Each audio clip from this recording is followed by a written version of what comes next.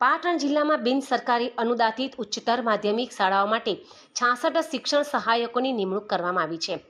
SM Desai ગોપાલક high school માતરવાડી ખાતે આયોજિત કાર્યક્રમમાં નવનિયુક્ત શિક્ષકોના ભલામણપત્ર અને નિમણૂક હુકમનું વિતરણ કરવામાં આવ્યું હતું।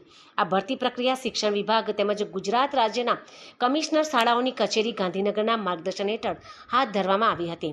જિલ્લા શિક્ષણાધિકારી અશોકભાઈ ચૌધરીની ઉપસ્થિતિમાં નિમણૂક પત્રોનું વિતરણ કરવામાં આવ્યું હતું।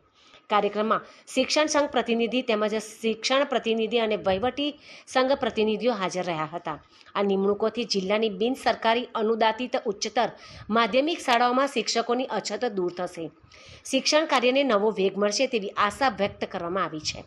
જિલ્લા શિક્ષણાધિકારી અને અન્ય મહાનુભાવોએ નવનિયુક્ત શિક્ષકોને શુભેચ્છાઓ પાઠવી હતી।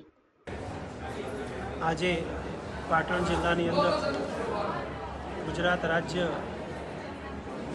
બિન સરકારી માધ્યમિક ઉચ્ચ માધ્યમિક શાળા ભરતી પસંદગી સમિતિ અને કમિશનર શાળાઓની કચેરી ગાંધીનગર દ્વારા પાટણ જિલ્લાની અંદર ઉચ્ચતર માધ્યમિક વિભાગની અંદર બિન સરકારી જે હાયર સેકન્ડરી સ્કૂલો છે એમાં 66 ઉમેદવારો ફાળવ્યા હતા।